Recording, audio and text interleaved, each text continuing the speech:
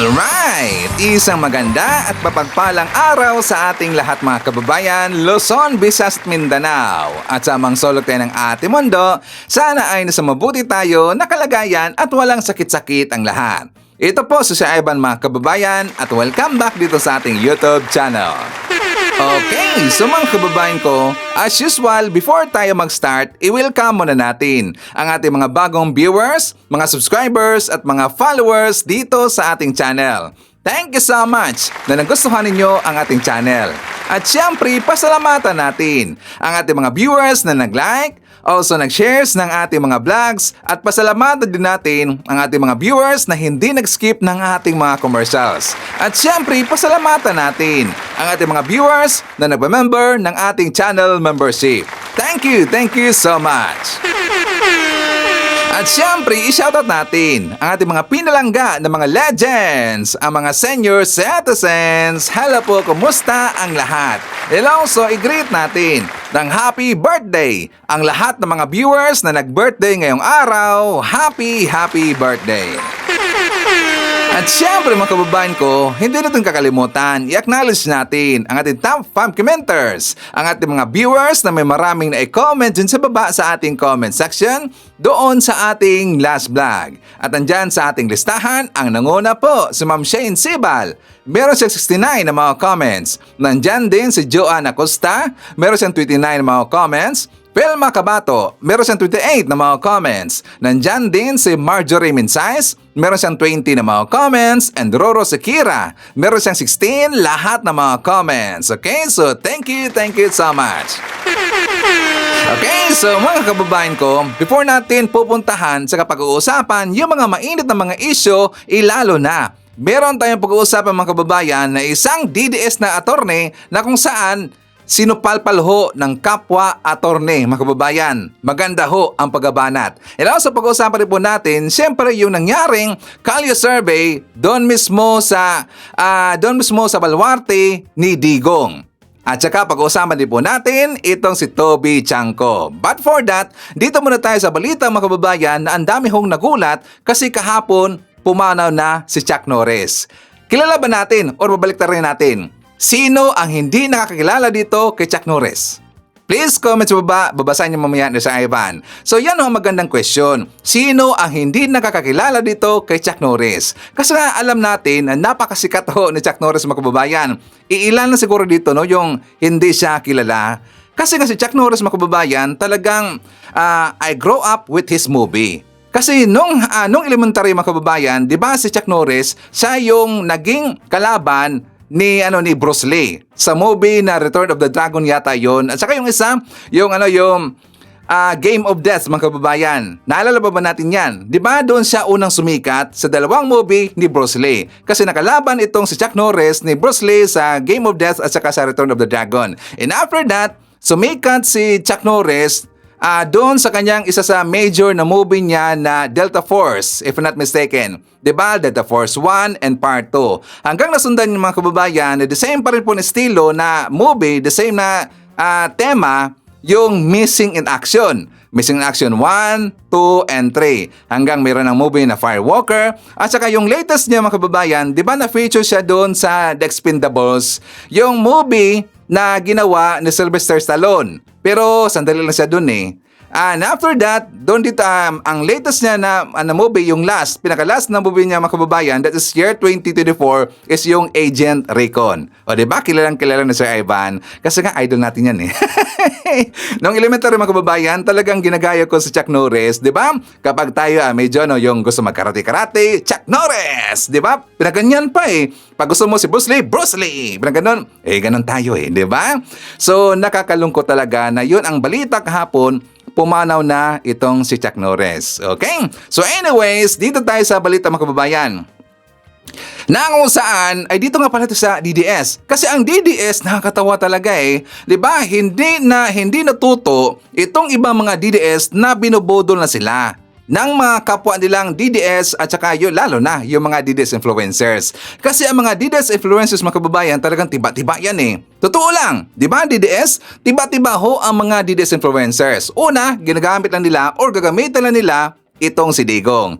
Di ba ang birthday ni Digong mga kababayan is coming March 28 yata yun, if not mistaken. Di ba, sakto ba? March 28. So, itong mga DDS, isa lang, nakita ko, itong si Kificho, na siya ay nanghingi sa kanya mga followers, mga DDS na nandito sa Pilipinas, ilalo na sa mga OFW na mga DDS.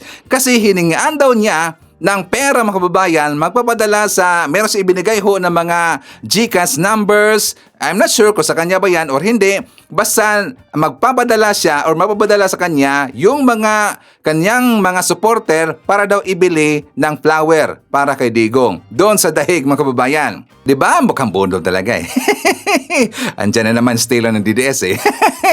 Hindi talaga natuto, no, itong mga DDS. Kasi nga, unang pumatak sa atin na nalaman natin na meron palang pambubudol ginagawa itong mga DDS na pinipirahan nila ang kanilang mga followers at ang mga OFW nung issue ni Joey the Viber, ni Joey Cruz versus Princess Maui. Naalala ba natin yan? Di ba silang dalawa yung nagbulgara, mga kababayan? Kasi nga nagkaunsihan sa budget. So silang dalawa nagkabulgaran, nagkabukingan. Ang nalaman natin dahil kay Princess Maui na umabot na pala ng almost 500,000 pesos ang kanilang na likom na pera dahil doon sa kanilang isinasagawa na rally, mga kababayan.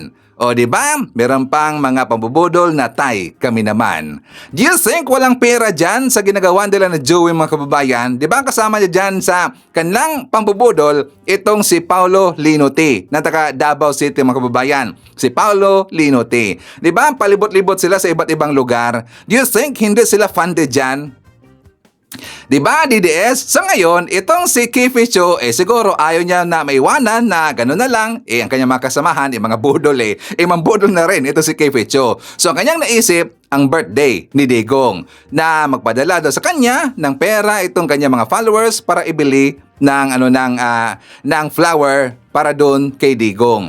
Kailangan pa ba ng flower si Digong? Patay na ba si Digong, mga kababayan? Mga DDS, patay na ba si Digong? Bakit niya kailangan ho ng flower? Diba? And you think kailangan ba ng pamilya Duterte ng suporta like flower, ng gift? Kailangan ba?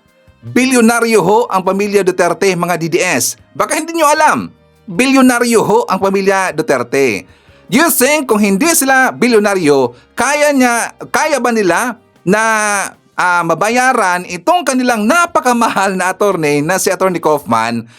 Balita-balita natin na umabot daw ng 150 million pesos monthly ho ang sweldo ni Attorney Kaufman bilang legal team ni Digong. Napakamahal yan, 150 million pesos per month, mga kababayan. Tapos diba, how many months na ba? Years, how many months na ba ito si Digong, mga kababayan? Diba, 1 year and how many months? So, magkano na ho ang nabayad ng pamilya Duterte kay Kaufman? Bilyon na ho, DDS, bilyon na ho. Diba? Do you think kailangan pa ng pamilya Duterte ng ganun ho na mga flower, ng gift ninyo, or pera man yan? Diba? Binubudol kayo ng inyong influencer na lagi ninyong pinapanood or sinusundan. Mag-ingat kayo dyan, diba? Kasi nandyan ho sa mga DDS ang mga mambobodol. Dapat matuto na tayo. So anyways, mga kababayan, dito muna tayo kay Toby Chanco. Kasi nga diba napapansin natin, ito si Toby Chanco, sunod-sunod yata ang kanyang paninira, mga kababayan. And I've heard from a very reliable source na itong si Toby Chanco, bakit siya nagkaganyan? Bakit siya, Ivan? Kasi meron siyang hiningi na pabor na hindi siya pinagbigyan. 2 times. Diba, Toby Chanco? 2 times hindi pinagbigyan. Kasi siyempre, hindi naman yan tanga si President BBM. Hindi ho yan tanga si President BBM. Alam niya ang ginagawa ni Toby Chanco. At alam din na mga matitino na mga congressman, mga kongresista ang ginagawa nito ni Toby Chanco. Diba? Tinabla si Toby. Kasi ang nakakatawa, mga kababayan, kasi diba ang latest niya na paninira, pinidiktahan niya itong si Sara. Tapos sabi pa niya, mga kababayan, na hindi daw siya DDS. Hindi ba DDS si Toby Chanco? Diba noon pa ho yan, laging sinasabi na siya, Ivan.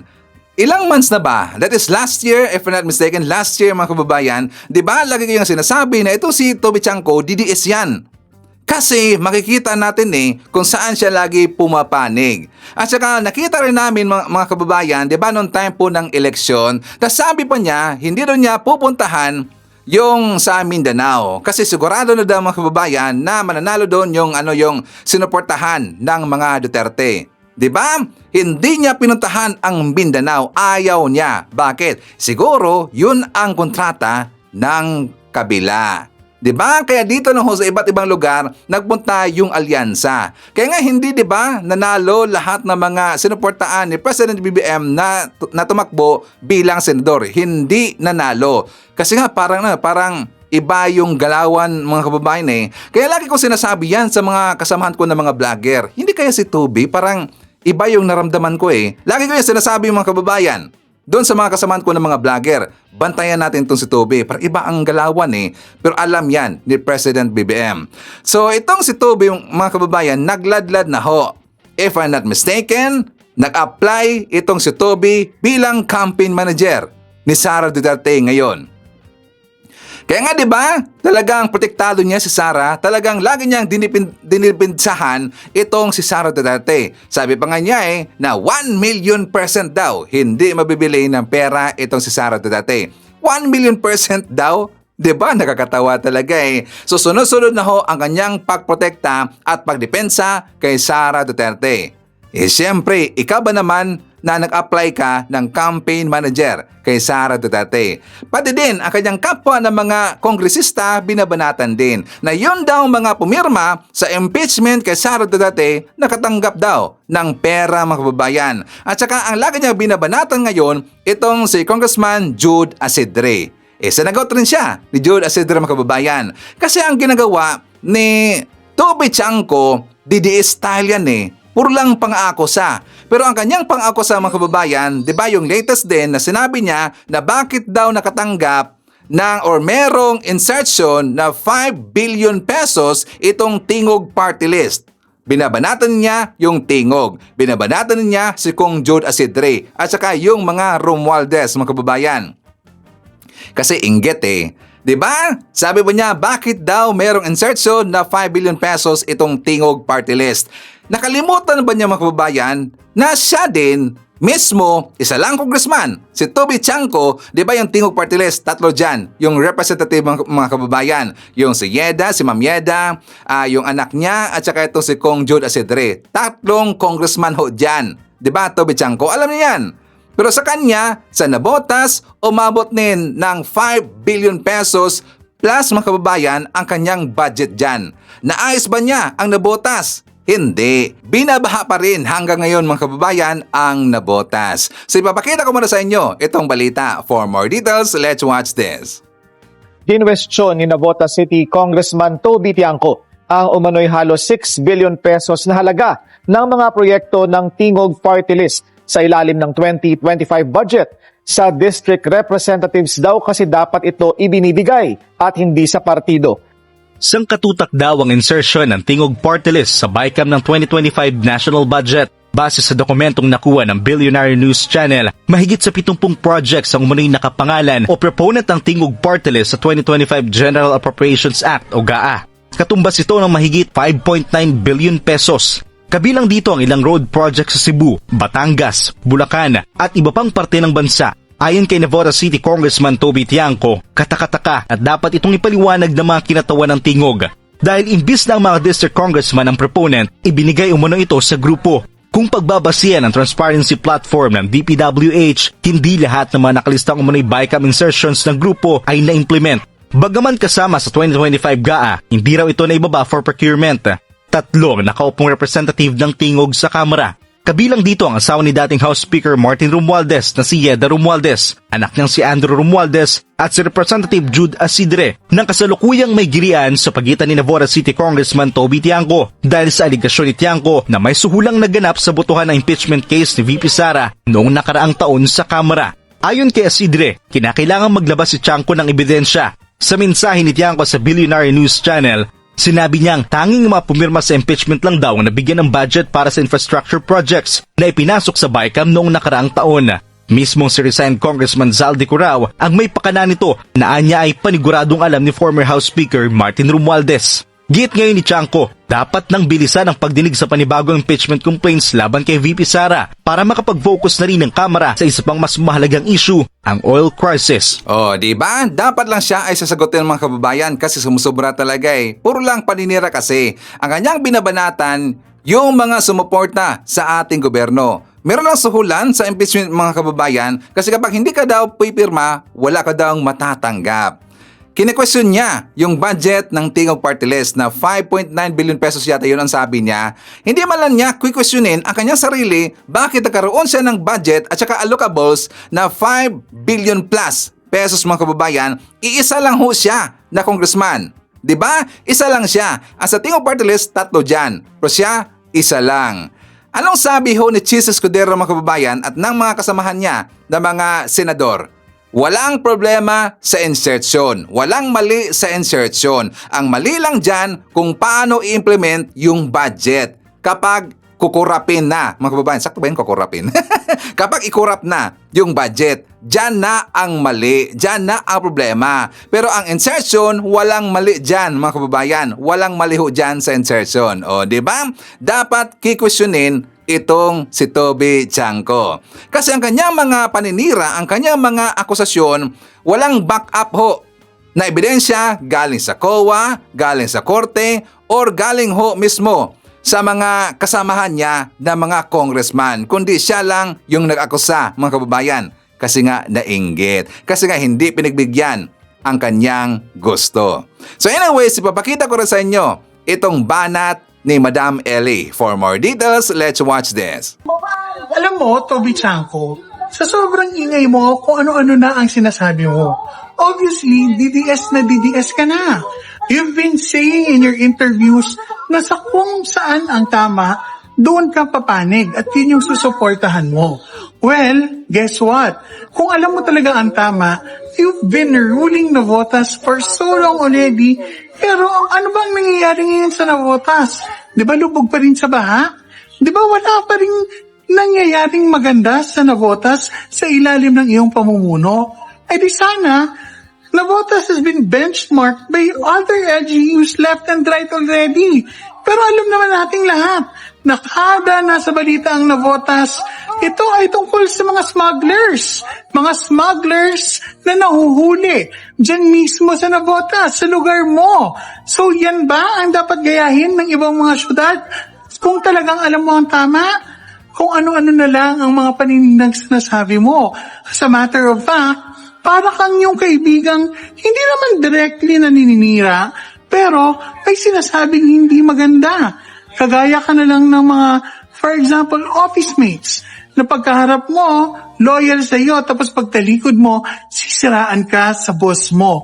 At ngayon, sinisiraan mo ang administrasyon ni PBBM sa taong bayan, sa mga boss mo, na nagbabayad ng tax nila para mabigyan ka ng budget.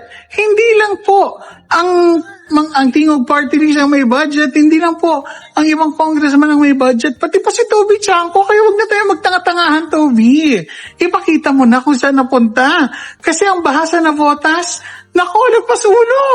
Ano ba talaga? Alam mo, dapat loyal ka sa bayan. Dapat kasing loyal mo yung asong yun, oh. Ayan, para mapatayuan ka ng rebulto someday. Hindi yung loyalty mo ay obviously nandyan na sa mga destabilizers. Kasi, ako Toby, nakakaloka yan. Nakakaloka yan kasi kahit anong deny mo, halata. DDS ka. Ito ang tanong natin. Naniniwala ka ba na hindi DDS itong si Toby Tiangco? Please comment sa baba, babasahin niya mamaya ni Sir Ivan. Hindi daw DDS itong si Toby Tiangco. Well, ayaw niya na magpatawag na siya ay DDS. Kasi ang pag-akala ni Toby Tiangco mga kababayan na hindi natin alam na siya ay DDS. Diba? Correct me if I'm wrong. Anyways, ipapakita ko sa inyo mga kababayan itong banat ni Yuse Claire Castro. For more details, let's watch this. Diba? Pero ngayon, ang paniwala niya, ang makakasolve lang ng flood control mess ay walang iba kundi si VP Sara. So, anong tingin ni Kong Toby Tiangco sa pamumuno ng Pangulo. Diba? Ano ito? Dami tuloy nagsasabi, mukhang PR, campaign manager na. Di umano. Mukha lang naman. Pwede naman niyang i-deny to, di ba? Pwede naman niya i-deny. Sabi naman niya hindi siya makasaray. Although, mga clear, minsan sa salita, sa body language, makikita mo naman. So, kung nagkakamali ng interpretasyon ng ibang tao sa kinikilos ni Toby Tiangco, edi siguro mas magpakita siya ng ibang kilos para makitang neutral siya. Diba? Kasi hindi man lang niya na-appreciate yung ginagawa at ginawa ng Pangulo para ma-i-open ang anomalya patungkol sa flood control mess. Diba? Tridor na tridor itong si Toby Tiangco. May tawag sa kanya mga kababayan Trojan horse. Diba? So anyways, forward tayo. Pag-uusapan muna natin yung estado ng ating kababayan doon sa UAE na kung saan nakulong ngayon dahil sa papapakalat ng peking balita.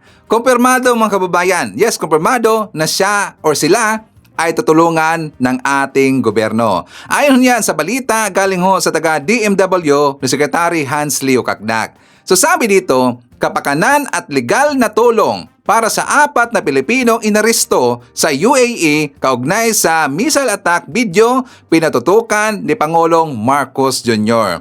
Well, para sa aking mga kababayan, okay ho yan. Para matauhan itong mga gunggong neto na sa kanilang mga ginagawang paninira sa ating presidente, kay President BBM, sa ating gobyerno, Marcos administration, sa kanilang mga ginagawang kalokohan, katarataduhan at mga paninira, nandyan pa rin ho ang ating President BBM, handa silang tutulungan.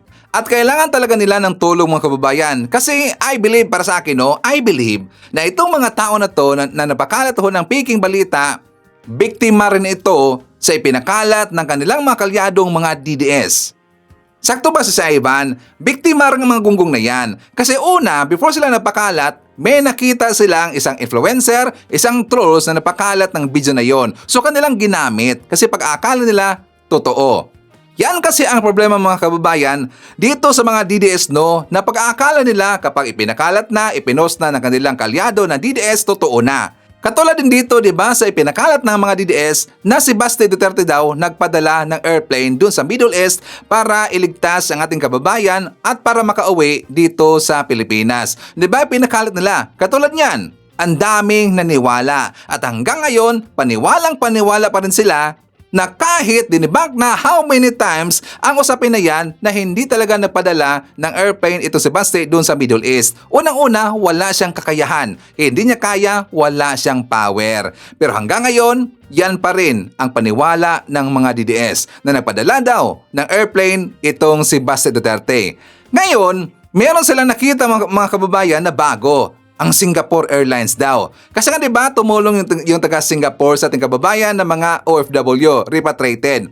Si Basti daw ang nagpadala nun, mga kababayan. Ang Singapore Airlines na naman, bagong talaga Diba, una nilang sinabing, nagpatulong daw si Basti sa taga China. So dapat, taga China na airlines ang ipapadala doon. Tapos ngayon nakita nila Singapore, si Basti daw nagpadala nun mga kababayan, gungo talaga Ang sarap pitikin ng tenga, no? So ganyan ho ang mangyayari kapag puro lang mga DDS at mga trolls ang kanilang sinusundan. Hindi talaga nila alam at malalaman kung ano ang totoong balita. Dapat dito sila sa mga legit ho na mga vlogger. Katulad ho sa mga ibinabalita ni si Ivan, galing yan sa mga legit ho na mga mainstream media. So hindi fake news ang ating ibinabalita dito, mga DDS. Dapat dito kayo manood kay si Ivan at saka sa ibang mga kasamahan din na mga pro-admin vlogger. Kasi totoo ang aming ibinabalita, di ba? So anyways, yan po ang update ng mga kababayan sa ating kababayan doon na nakulong sa UAE, tutulungan ni President BBM. So ipakita ko lang sa inyo itong vlog ni Mike Abbey. For more details, let's watch this. Nako, eto na. Kayo pong mga overseas Filipino workers, maging maingat po kayo sa paggamit ng social media. Kasi iba po ang policy sa abroad. Kasi kinumpirma na po ni Undersecretary Eulalia, diba? ng Department of Migrant Workers, tama ba ako? Tama, DMW, na 2 OFW ang nakasuhan sa gitna silangan. Dahil sa pag-upload ng mga video na kanilang inilalabas sa social media, na bawal po yan. Nangyari po, yung pinakahuli ay sa Saudi Arabia, sa Riyadh, Saudi Arabia. Nakakulong yung OFW. At yung unang nangyari ay sa United Arab Emirates. Alam niyo kung anong ginawa, sabi ng Department of Migrant Workers? In-upload sa kanilang social media account yung mga missile, yung mga nangyayaring kaguluhan doon sa gitna silangan. Ay bawal po yun. Hindi yata nila alam. Ginawa siguro nitong mga OFW ito for content, for content at saka kanilang pagpapalakas ng kanilang viewers at saka kung ano man followers nila. Masama po ito. Ngayon, huwag na natin pag-usapan kung yung OFW yan ano ba ang kanilang paniniwalang pampolitika sa Pilipinas. Sila ba ay anti-Marcos o pro-Marcos? Pinag-usapan dito, OFW. Pag sinabing Pilipino sa abroad, yan ay tinutulungan ng gobyerno. Walang tinitingnan kung saan kapanalig.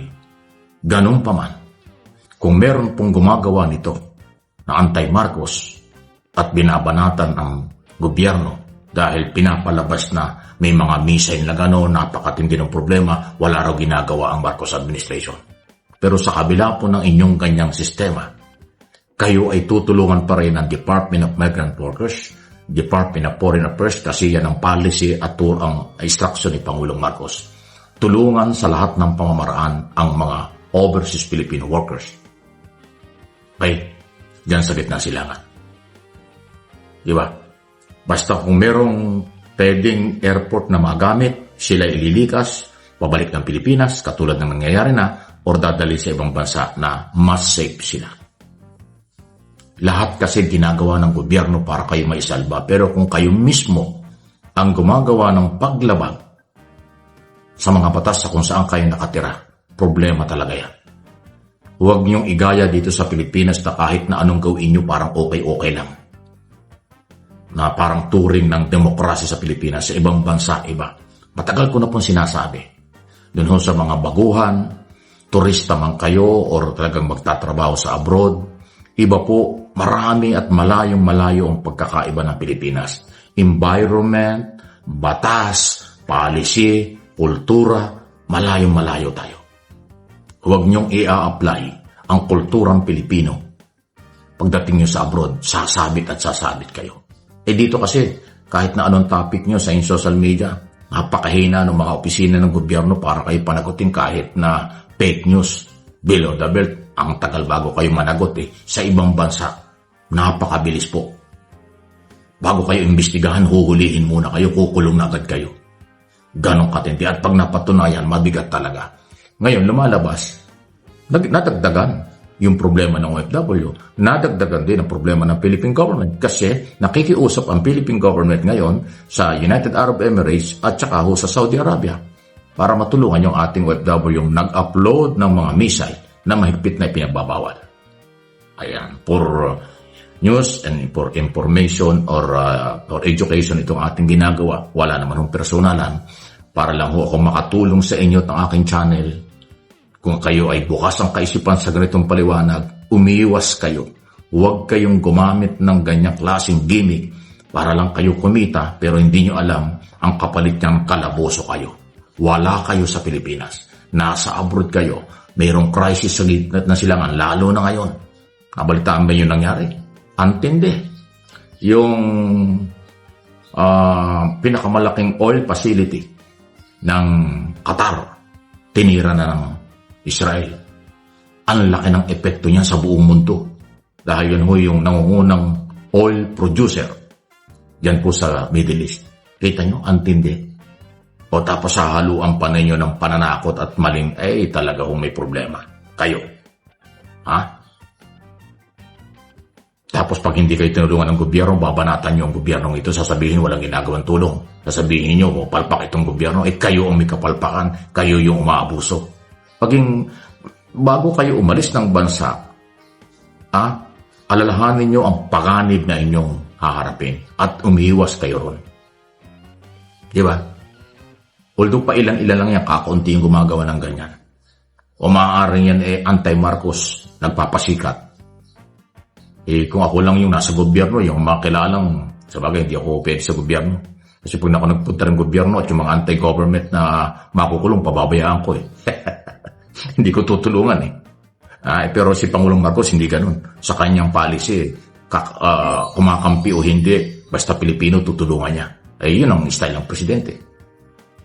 Hindi naman niya katulad ni Digong Duterte. Di ba si Pangulong Duterte? Wala akong pakalam kung mahirap kayo. Kung naghihirap kayo, bahala kayo, minura pa nga niya. Di ba merong speech si Duterte ganyan? Yung mga mahihirap, sabi niya, bahala kayo, kung mahirap kayo, wala akong pakalam sa inyo. Yan ang style ni Duterte nung araw Pero palakpakan pa rin yung mga, hindi ko alam kung bakit pumapalakpak sila sa ganun. Anyway, so nabanggit ko lang. Sana po, dahil napakaraming OFW pa sa gitnang silangan, hindi lang dun sa Iran o Israel, marami.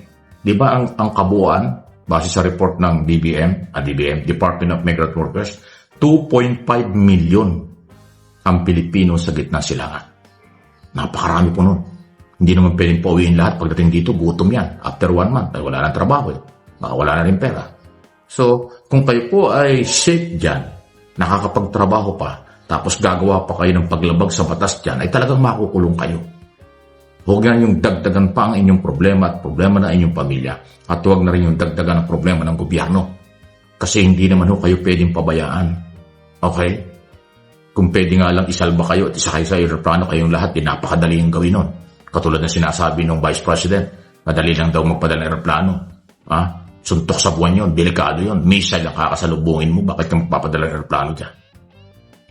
Kaya magpakatalino, magpakatotoo, may magandang buhay. Pero pag nagpakatanga, walang pakialam sa mundo, tapos pang may problema ang gobyerno sisisihin, kakaunti kayo, pero huwag kayo sana makahawa. Diretsahan tayo. Real talk tayo. Iba na ang galaw ngayon sa mundong ginagalawa natin. Magpakatotoo, at maging matalino. Huwag magpagamit at huwag maggamit, sa inyong sariling interes lang. Tapos pag napahamak, kung sino-sino sisisihin nyo. So maging warning ito, at aral sa lahat ng nasa abroad na mga kababayan natin Pilipino. Huwag kayong aabuso dyan dahil iba ang batas at siguradong makukulong kayo. Okay, so before tayo magpapatuloy, syempre i-acknowledge muna natin ang ating mga suki, ang ating mga early birds na nanguna na nag-comment dyan sa baba sa ating comment section. So nandyan sila si Leonardo Steliero, Emmy Mapalad, Nikki Mariano, nandyan din si Julieta Faraon. I-shoutout natin si Samway Vlog from Riyadh, Saudi Arabia, Edwin Santos, Leonardo Manansala, Armando Pizarro. Nandyan din si Rose Sari Rosas, hi to Rina G, Violeta Lagbo, Elizabeth Sison. Nandyan din si SP Akir from Doha, Qatar. Kasama din natin si Virginia Parafina, Josephine Gallego, Percy Shalana from Seattle. Nandyan din si Corazon Resurrection. Meron tayong viewer na no name, walang pangalan, na nandyan sa Hong Kong. Nandyan din si Bunong Ligaspe, and hi to Sir Jaime Garcia from Nottingham, UK. Okay, so mga kababayan ko, dito muna tayo siyempre sa ating good news para alam nating lahat at lalo na ng mga DDS kung ano ang tinatrabaho ng ating President BBM. For more details, let's watch this. Bayan mahigpit na tinututukan ng gobyerno ang supply ng pagkain ng bansa. Sa katunayan, mismong si Pangulong Ferdinand R. Marcos Jr. ang nag-inspeksyon sa warehouse ng pinakamalaking manufacturer ng canned goods sa bansa para makita ang lagay ng kanilang supply. Dito binigyan din ng Pangulo na hindi dapat mangamba ang bawat Pilipino dahil sapat na sapat ang supply na pangmatagalan. Kahon-kahong dalatang pagkain ang dinatna ni Pangulong Ferdinand R. Marcos Jr. sa kanyang pagbisita sa bodega ng isang canned food manufacturer sa Calamba City, Laguna. Layo ng Pangulo, inspeksyonin kung sapat ang supply ng pagkain.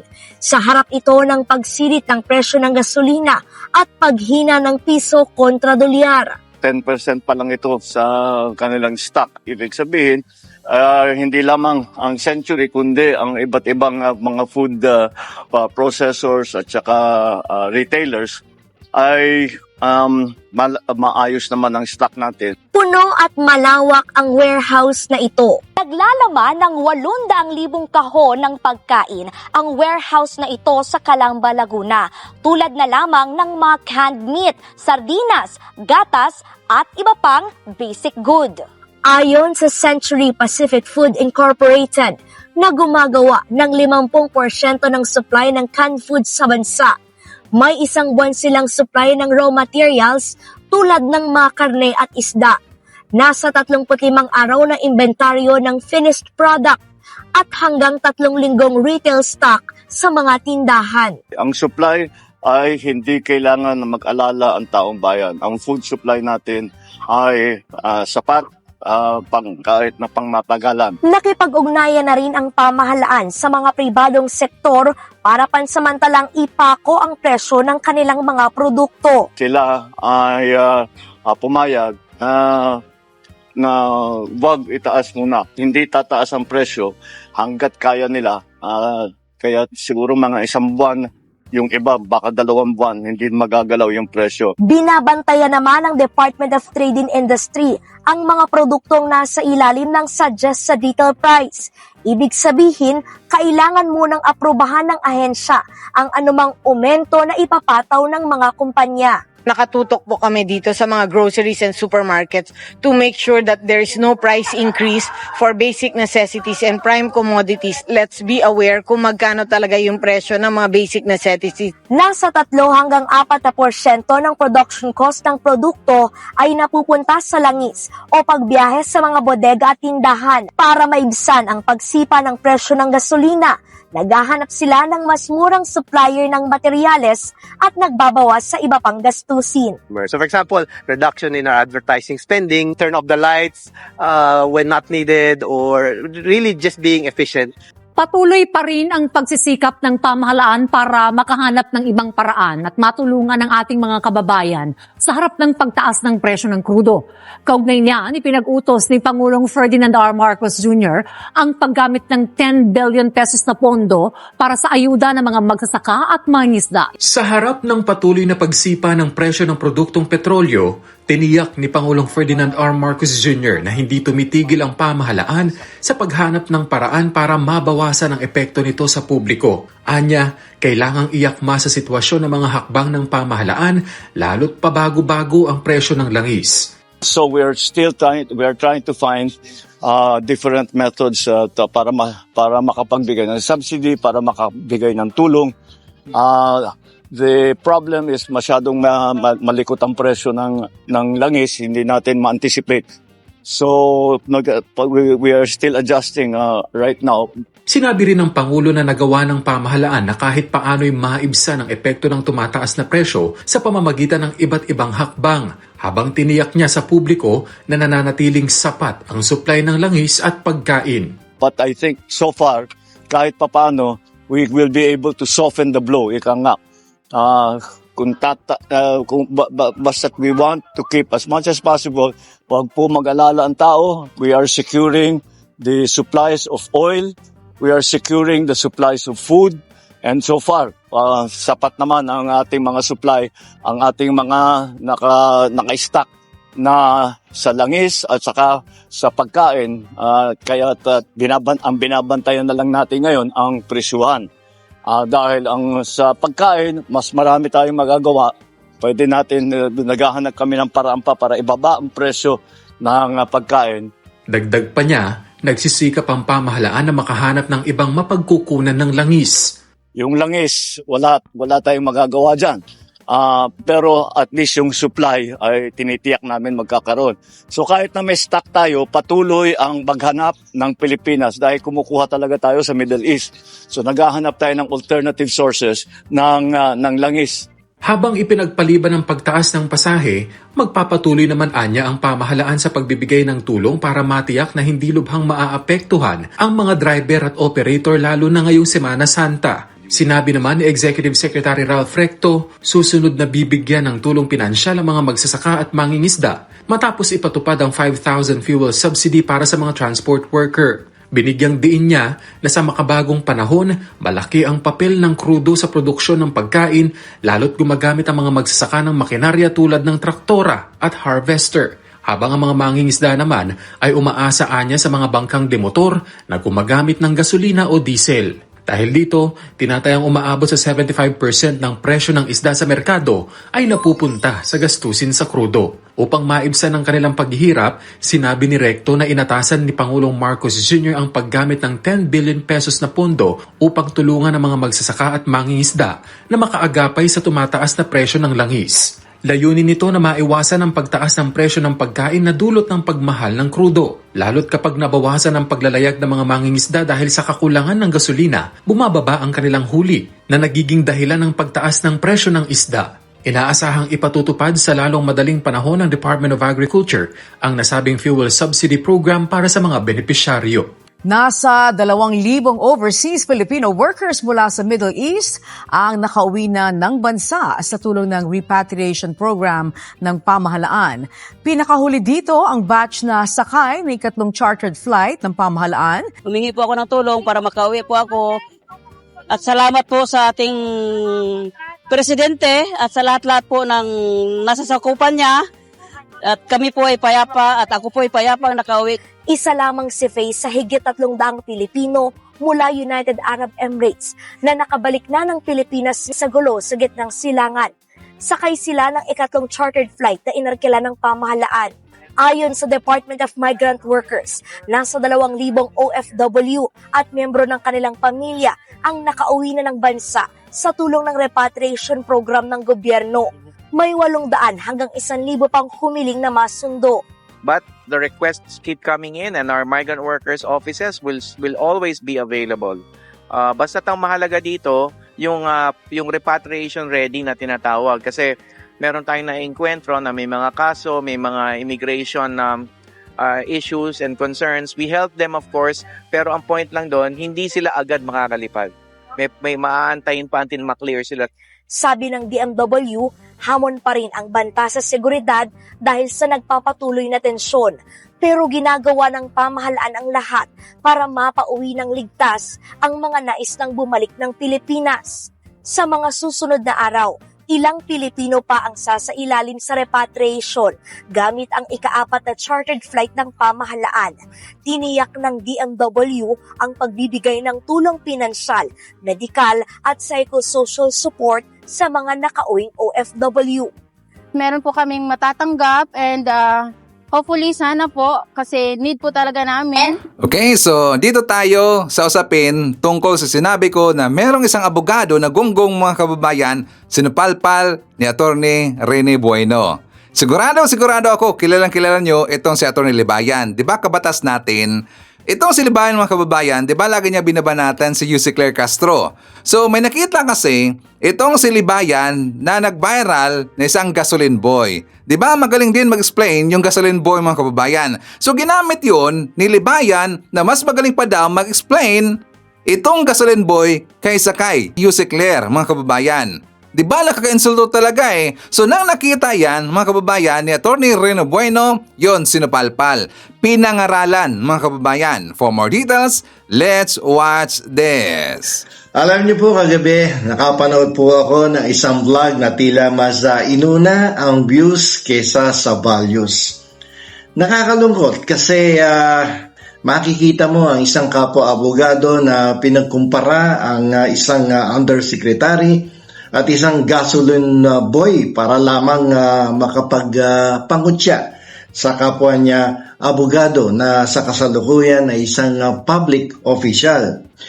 Tinawag niyang sabaw at mahina ang opisyal. Pero sa likod ng panlalait na yon lumalabas ang isang mapanganib na katotohanan. Ang mismong vlogger ang mukhang naging kapos sa pangunawa sa batas. Okay? Alam niyo po, bilang mga abogado, lalo na ang mga nagtuturo sa social media, mayroon po tayong ethical duty na mag-aral bago magsalita.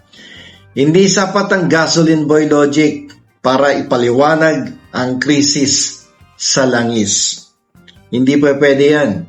Dapat mag-aral ka muna na mabuti kahit abogado ka na. Go back to your books, no? Review the law before you speak before the public.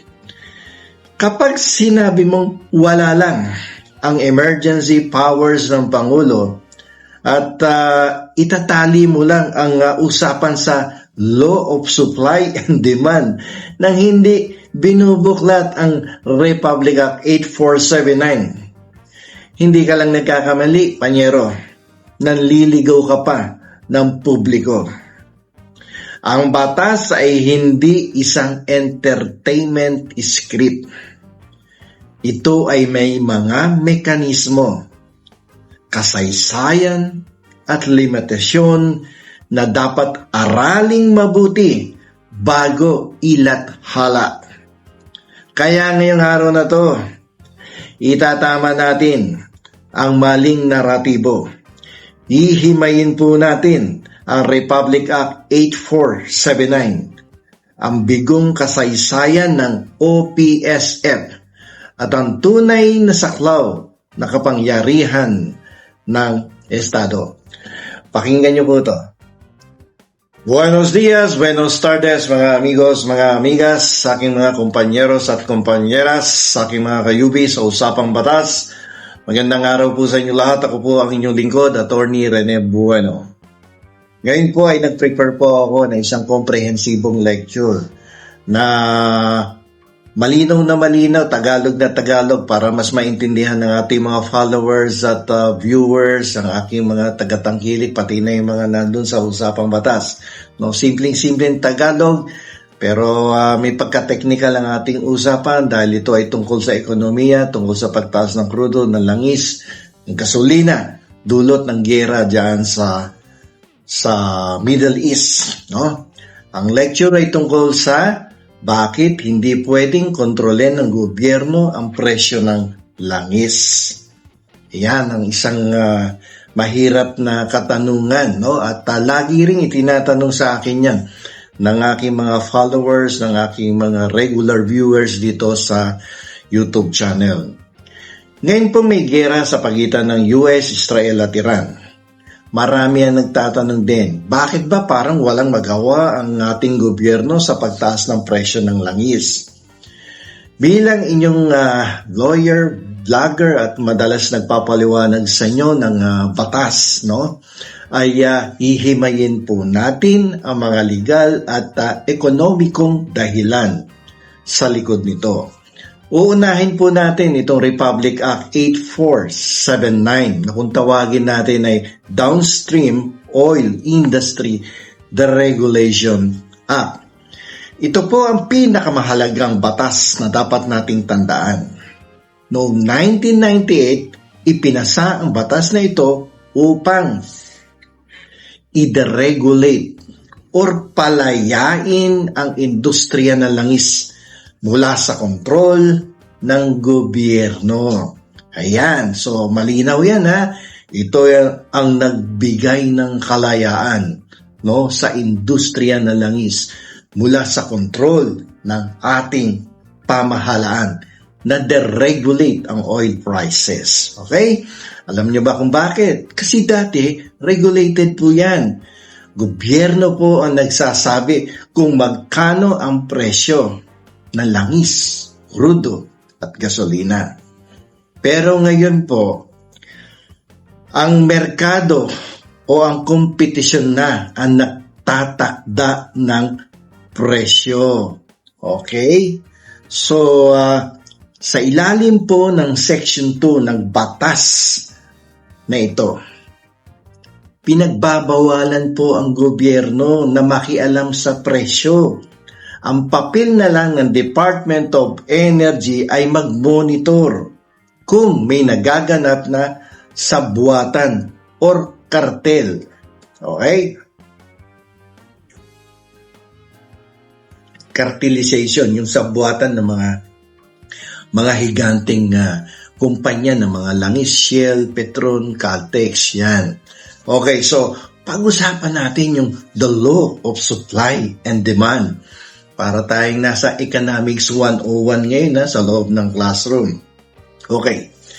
Dahil deregulated na tayo, sumusunod ang presyo sa law of supply and demand. Okay. So, ano yung supply? Kapag may gera sa Middle East, nahihirapan ng mga barko na maglabas ng langis.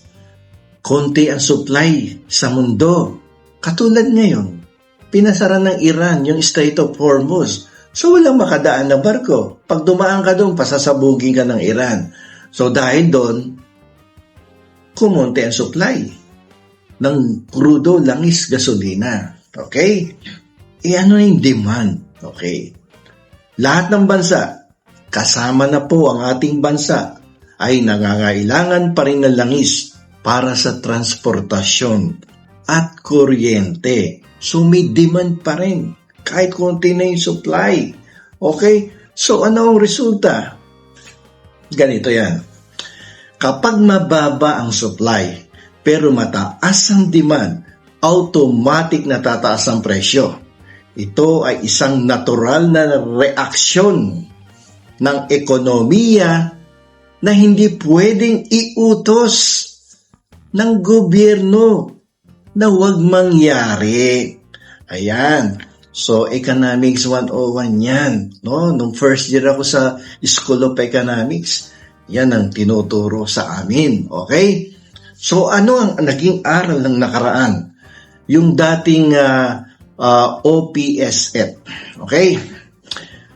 Bakit ba natin piniling i-deregulate ang langis? Nung araw, meron tayong Oil Price Stabilization Fund or OPSF.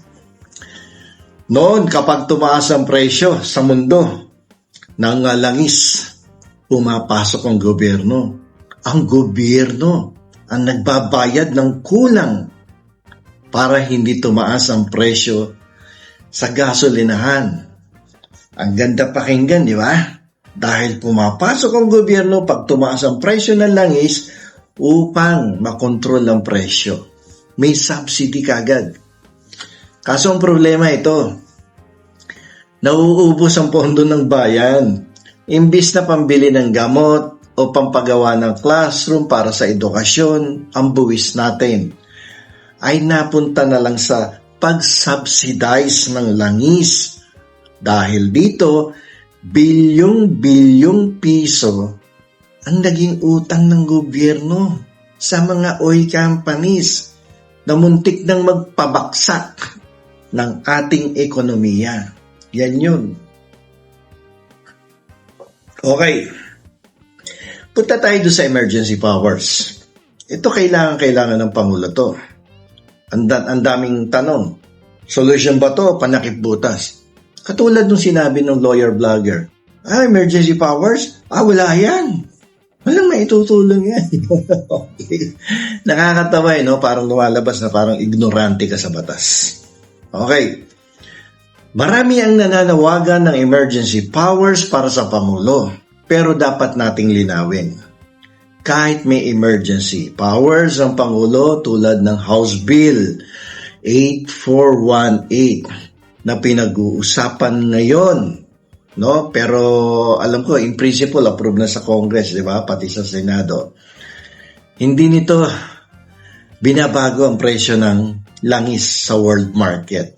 Parang tulong lang to, no, na medyo maibsan yung burden of the consumers, no, na bumibili ng langis, bumibili ng crudo, gasolina. So, but actually, hindi siya pang-control ng presyo. Okay?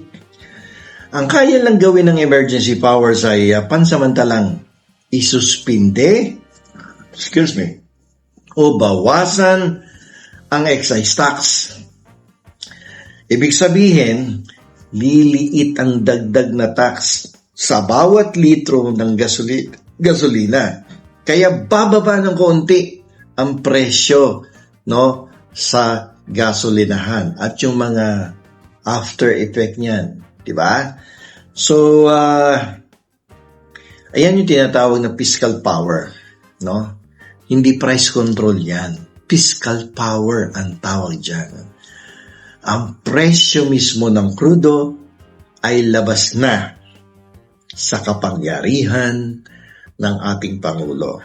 Uulitin ko, ang presyo mismo ng krudo ay labas sa kapangyarihan ng ating Pangulo.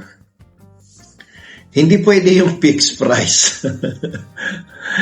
Hindi pwede yung kung nabasa mo yung yung batas sa RA 8497, hindi pa pwede yun, okay?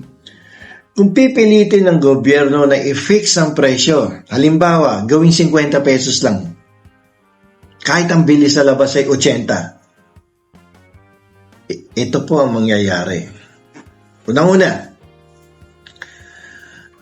magkakaroon siyempre ng shortage. Bakit?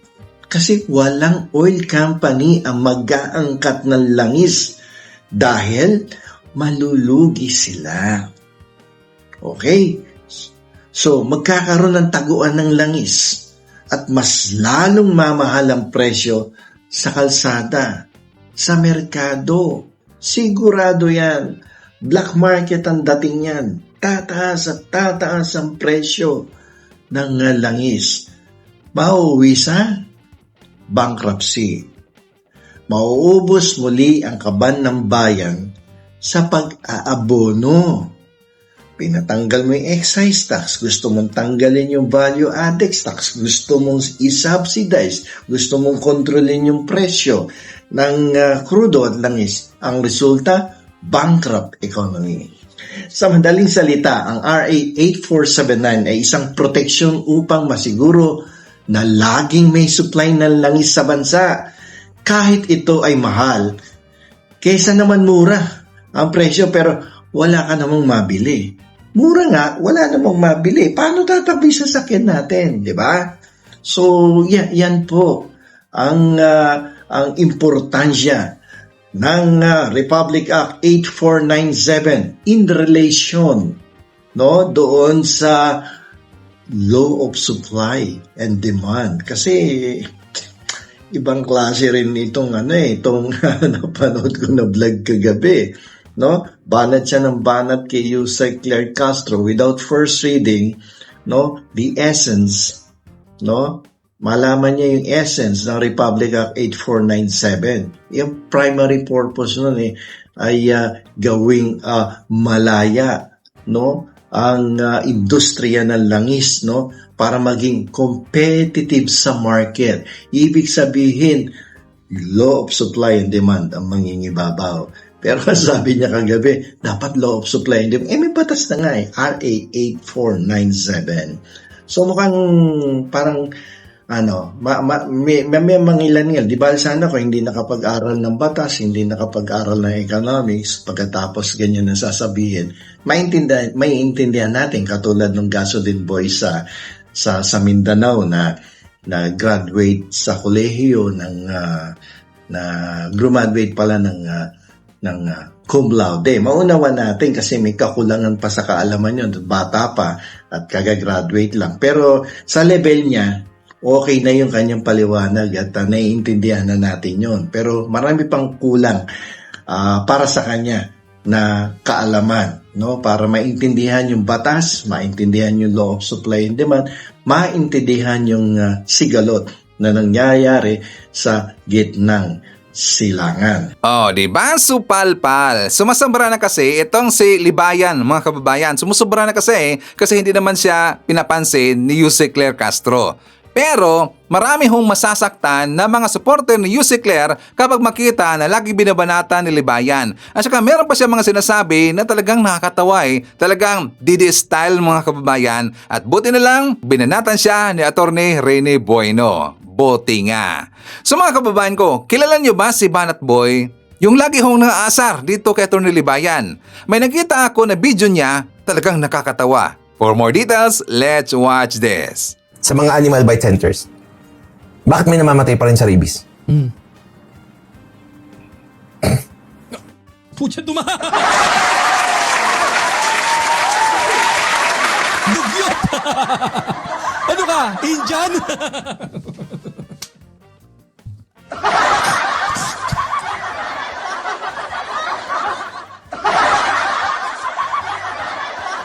Kasi naasar ako sa ganyan. Yung mga kaopisina ko, para kasing, ewan ko, siguro part na ng kultura nila yun eh. Yung mga ganon. Ito lalo, pag kumakain ka, gusto mo sampalin eh. What's your problem, brother? I do like, and what's your problem? Everyone doing that, you know? If you go to India, everyone is doing that.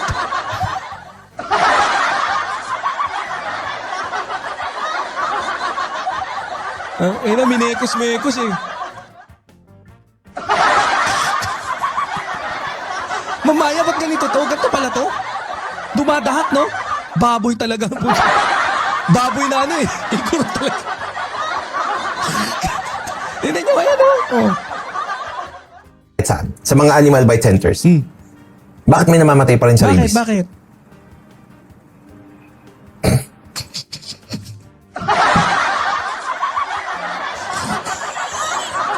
Akala niya.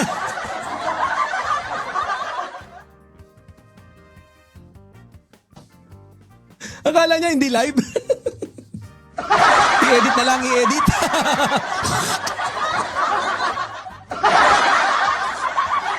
Brother, one more time that you tell me that I cannot do that, I am gonna... Napahawak pa. Mukhang sisinga pa eh. May buhok sa lalamunan. Kasusubo lang nito. Oh. Ulit. May kadiri ang... Baka nagkamali lang kaya tayo?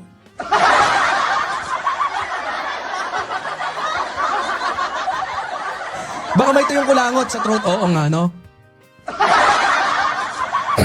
Oh, yun eh. Talaga.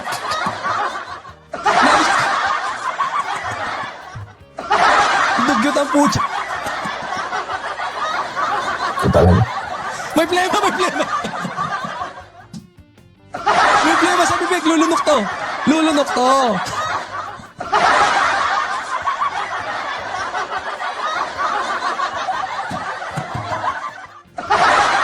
Lunukin mo. Ay, kasi tayo. Oh, ayun. Kadiri ang pucha. Baboy. Kala ko kabayo ka lang. Baboy ka rin ba? Tingnan nyo ngayon. Tuloy-tuloy ha. Oh. Ayun. Wait nga, ano ko nga, i-rewind ko. May plema eh. Kadiri ang pucha. Talaga. Ayun eh, may plema.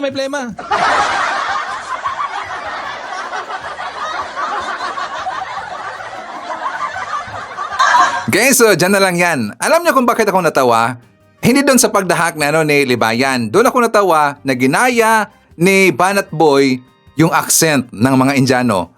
Kuhang-kuha talaga eh. Ganun ho magsalita yung Indiano, mga kababayan, kapag English. O, kuhang-kuha talaga ni Banat Boy. Galing eh. Ay, i-follow natin ha si Banat Boy. Actually, totoo yun mga kababayan. Ang sinabi ni Banat Boy na gumaganon yung mga Indiano. Kahit kumakain kami, totoo lang. Ganun talaga sila. Parang wala silang pakialam sa surroundings mga kababayan kung meron ba silang kasama na tao na ayaw na ganyan. 'Di ba? Siguro culture na nila doon sa India. Pero nakakatawa dito kasi kayang-kaya gayahin ni Banat Boy yung accent ng mga Indiano. So galing. So anyways mga kababayan ko, kasama din natin nandyan si Ashin from Greece, Axel Sainen from Riyadh, Saudi Arabia. I-shoutout din natin si Shirley Rizman, BT Garmia from Pasig City. Nandyan din si Phil Macabato, Tony De Los Reyes from New Jersey. Hi to Elizabeth Bacolcol, Luisito Niedo. Nandyan din si Marjorie Minsais, John Hilario, Josephine Gallego. Nandyan din si Amused Musical Score, Rowena Takimura, Ronnie Solomon. Kasama din natin si Romeo from Lancaster, California. Hi to Bibian De Vera from Saudi, Lino Baisa, Lolita Banaines. Nandyan din si Joselito Tanyongon. He's watching from Bagalangit, Mabini, Batangas. Hi to Ferdinand Maynes and hi to Flaviana Abilang. Okay, so mga kababayan ko, ipapakita ko sa inyo ang vlog na to. For more details, let's watch this. Ha? Short survey lang, quick question lang po. Ano ang hatol mo pagdating sa impeachment niya? Guilty or not guilty? Guilty po. Bakit guilty?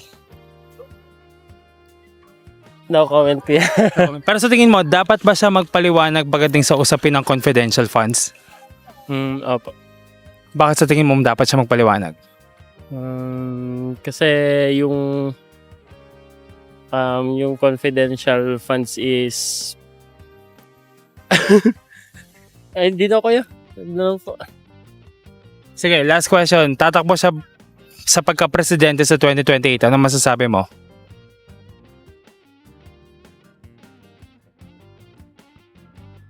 No. No. Ewan ko. Parang ang negative siguro po para sa akin lang.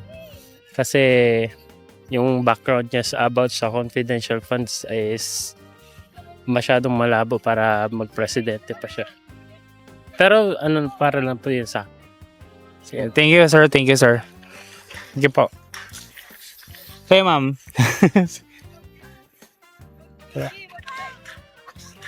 Hello po, miss. Baka pwede po kayo ma-interview. Short survey lang po. Masama po kayo sa vlog. Current events po. Ano ang hatol mo sa impeachment niya? Guilty or not guilty? Guilty po. Bakit guilty? Sara na yan eh, guilty talaga. Kasi syempre po, yung sa mga, alam niyo po yung way ng pag-iisip niya. Parang halatang halata na yung sa ninakaw niya na agad na ubos. Saka, yung attitude po niya, parang hindi talaga pang vice president. Parang hindi po ganun yung hindi po ganun yung vice president. Syempre, hawak po nun buong Pilipinas. Ayun po. So sa tingin mo dapat din siya talaga magpaliwanag pagdating sa usapin ng confidential funds? Yes po. Kung saan niya dinala, kung saan niya ginastos, kung nakatulong ba yun sa Pilipinas or what. Ayun. Tatakbo siyang presidente, ano masasabi mo? No po. Kasi ngayon pa lang po na vice president, parang nawawala na siya, ganun, hindi po pumupunta sa mga, lalo nung sa yung sa book niya, parang wala namang sense. Ayun. Sige, thank you ma'am. Thank you po, thank you. Grabe yung mga sagot nila, nagugulat din ako ha. Akala ko ba ito yung balwarte nila? Sir, excuse me po, baka pwede po kayo ma-interview. Short survey lang po. Masama rin po kayo sa vlog. Ano yan? Ano po ang hatol mo pagdating sa impeachment niya? Guilty or not guilty? Not guilty. Bakit not guilty? Wala namang pruweba. So sa tingin niyo po hindi na ba siya dapat magpaliwanag pagdating sa usapin ng confidential funds? Opo. Paano naman po yung hinahanap sa kanya ng COA na 73.2 million? Akala ko na yun. Parang hindi naman siya condoned guilty. Ang hinahanapan po siya, inisyuhan po siya ng notice of disallowance to report. Pinababalik po sa kanya yung 73.2 million. Ay, hindi ko alam yun. Parang mas malaki yung billion na nawala. Sige, last question sir. Tatakbo siyang presidente. Ano masasabi mo? Okay din po. So, pabor ka sa pagpatay? Hindi. Pero, hindi naman po, anong tawag doon? Hindi naman siya as in na pagpatay yun. Parang, anong tawag doon? Kasi sabi nila, sir, babalik daw ang EJK pag naupo si Sara. So, pabor ka po ba dito? For concern lang namin, hindi naman as in na basta pagpatay yun. May explanation naman na kung bakit sila na napatay ganon. Paano naman po yung mga inosenteng bata na damay? Hindi ko lang. Hindi ako makasagot. Kasi meron pong 3 years old. Pinakamatanda po is 19 years old na nadamay eh. Anong tawag doon? Hindi naman po, parang pag-alap ko kasi, parang wala silang exact na yung pagbibintang nila dyan. Yung proof na actual proof. Mostly kasi nakikita ko sa social media, wala naman yung actual proof na pinapakita, parang bintang-bintang lang. Tapos ang dapat pag-focusan nila, mas mas grabe yung pagpatay ng mga adik sa mga inosenteng bata, ganun. Mga kabataan, mga kababaihan. Mas nakikita ko sa social media mas maraming concerns ng mga citizen doon sa mas maraming napapatay na inosente sa mga ganon, mga concern sa drugs. Sige po, sir. Thank you po. Sorry, hindi ko Okay lang, sir. Ito, sir. Ako lang magtanong. Ito, masarap interview to. Sir, okay lang? Tapos na. Ganon din yung sagot ko. Hindi, ikaw, opinion mo ba? Iba kasi opinion. Sir, ano, hatol mo sa kanya sa impeachment, guilty or not guilty? Tapos ganon din. Parehas lang yung sagot na siya. Anong sagot, sir?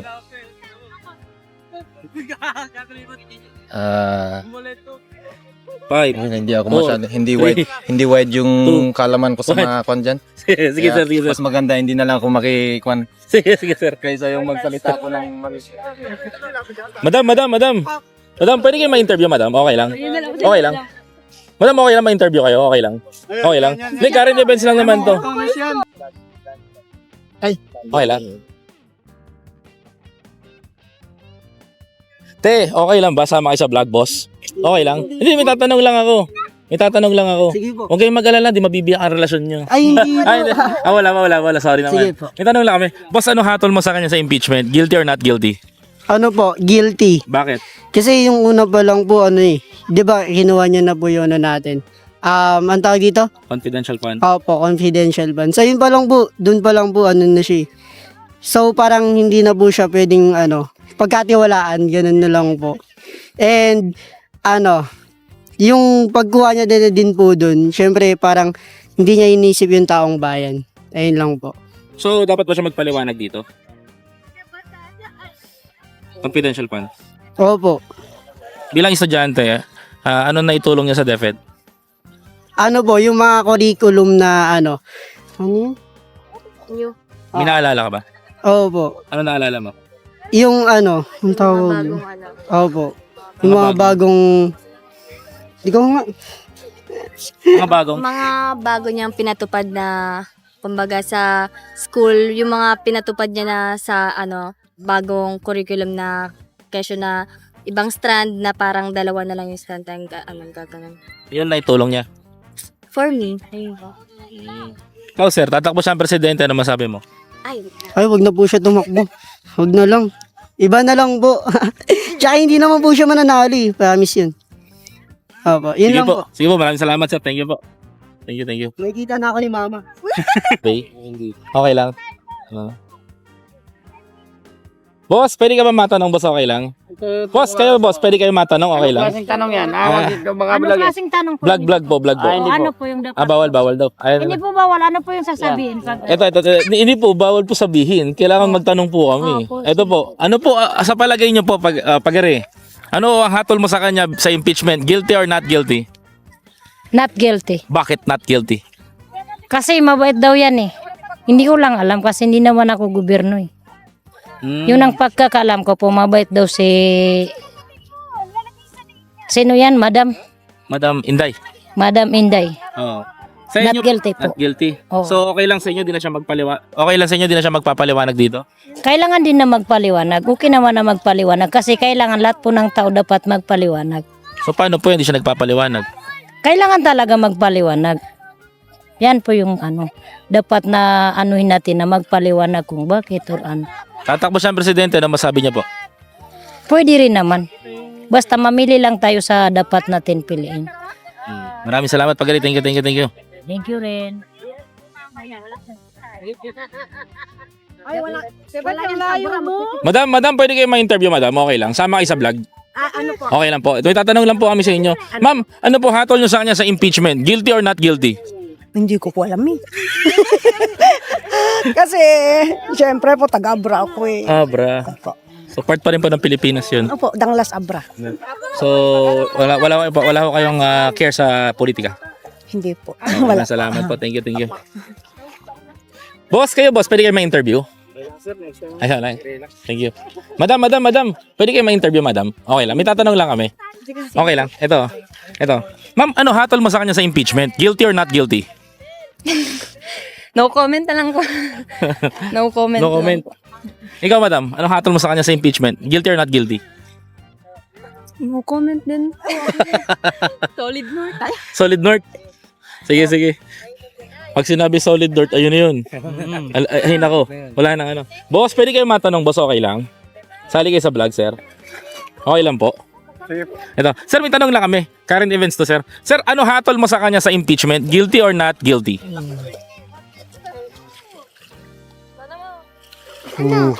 Hindi ako makasagot eh. hindi ko kayang sagutin. Hindi kaya sagutin. Eto, sir. Ito na lang po. May issue siya sa confidential fund. Dapat niya ba sagutin? Oo. Bilang Pilipino. Oo, dapat sagutin. Tatakbo siyang presidente, na masabi mo? Eh, paliwanag niya muna yan para tanggapin siya ng tao. Yan. Maraming salamat po. Thank you po. Yan. Boss, pwede kayong ma-interview, boss. Sama kayo sa vlog. Okay lang. Okay lang.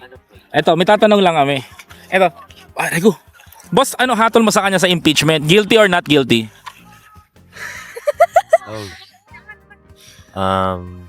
Ikaw, sir. Guilty. Ikaw? Sa'yo, ma'am. Sa'yo. Guilty po. Bakit?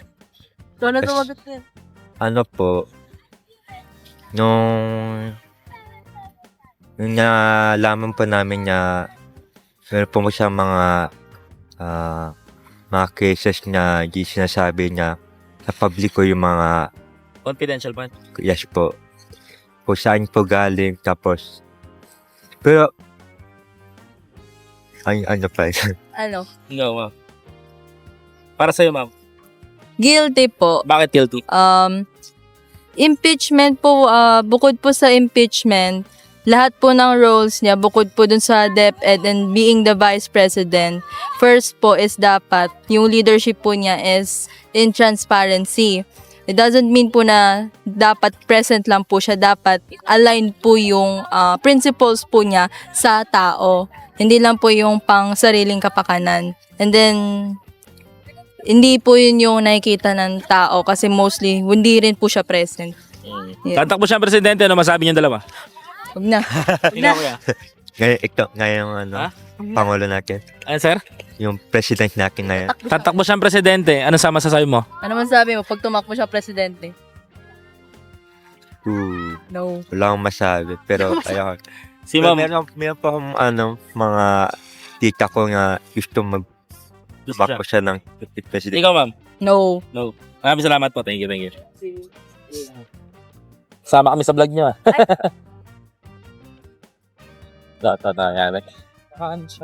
Yan. Boss, pwede kayong matanong? Okay lang sama kayo sa vlog? Okay lang. May tanong lang kami. Hindi na daw. Ano yan? Okay lang. Para ka mo. Te, okay lang sama ka sa vlog? Te, okay lang sama ka sa vlog, te? Pagari. Okay lang, pagari. Assalamualaikum. Okay lang sama ka sa vlog? Di ba bawal? Sige. Grabe, marami tayong may makausap mga kababayan natin dito. Baluarte na nila to, ha. Boss, pwede kayo masama sa vlog, sir? Okay lang. Okay lang ba? May tatanong lang ako. Okay lang. Quick question lang. Tungkol sa... Surprise kasi yun. Okay lang. Ikaw, ate, okay. Ito. 1, 2. Oh, ikaw, kuya. Okay lang. Tanong lang. Sir, ano hatol mo sa kanya sa impeachment? Guilty or not guilty? Wala po. Hindi po kami ito politics po. Sige. Salamat. Pagare, Assalamualaikum. Pwede kayo ma-interview? Bawal? Eto, te, ikaw, te. Tanungin lang kita. Ang ganda-ganda ni ate, oh. Te, bago umalis si ate ng bansa. Te, ano hatol mo sa kanya sa impeachment? Guilty or not guilty? Not guilty. Bakit not guilty? Hindi ko alam. Basta yun lang. Bakit? Ano nga hatol mo? Hindi ko alam kuya. Ikaw, pagari. Sa'yo rin? Same din ako, kuya. Kala ko ba malakas daw sa Mindanao to, ah? Namin din alam, kuya. Sige po. Sorry po. Thank you. Te, pwede magtanong, te. Okay lang. Sama ka sa vlog. May tatanong lang kami, te. Eto, te, oh. Te, anong hatol mo sa kanya sa impeachment? Guilty or not guilty? Not guilty. Bakit not guilty? Yun lang kasi ang nakikita ko sa impeachment. Sa impeachment? Oh. So, dapat siya impeach? Hindi, basta yun lang yung nabasa. Not guilty? Yes. Manabasa mo lang? Oh. Eto, te. Yun lang. Dapat ba siya magpaliwanag dito? Sa 612.5 million na confidential fund? Hindi po kasi alam. Hindi mo alam? Hindi. Sige po, salamat. Madam, pwede magtanong sa inyo, okay lang? Okay lang? Okay lang ba? Sana okay lang ah. Ito, tatanungin lang ito. Ma'am, ano hatol mo sa kanya sa impeachment? Guilty or not guilty? Guilty? Guilty? Bakit? Kalimutan ko na yung ginawa niya. Ito? Ito ba yan? Confidential fund? Opo. Yan. Dapat ko siya magpaliwanag. Opo. Butante ka na ba? Di pa. Di pa. Kabataan ka pa rin. Ilan taon ka na, ma'am? 19 po. Nakapagparehistro ka na? Hindi pa po. Parehistro ka muna. Okay, so kasama din natin, nandyan si Michael Binas, Edna Dizon, Aspernito, nandyan din si Resenda Ginetiano, Rad Buela, Adora Pampolino, isyatat natin si Eme Quintia, Manuel Jose Marie Infante, Tarhata Pagaryungan, nandyan din si Menes Borromeo, Ising Mariano, Lelio Mission, Marlita de los Santos, Francisco Madrinan, nandyan din si Jovi Montero, Juicy B, Lina Sabado, and Hatsukoni Ratledge.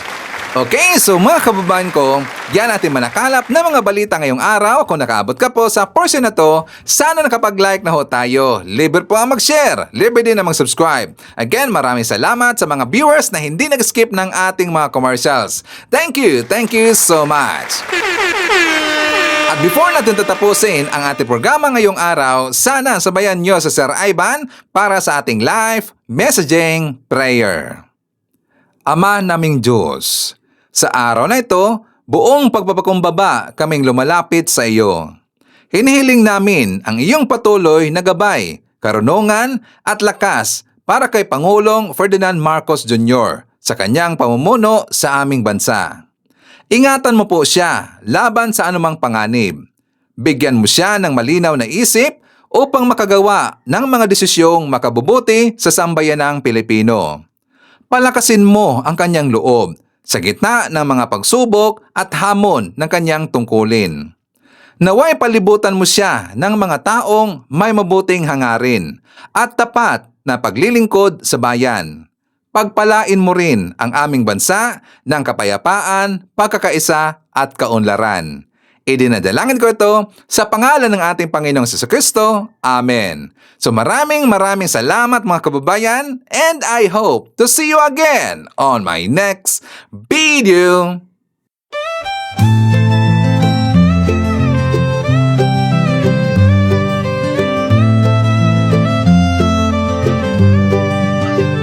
Sa bawat pagsikat ng araw, ikaw ay nandyan. Tinig mong matatag, sa amin ay gabay. Pag-asa ng bayan, pangakong totoo.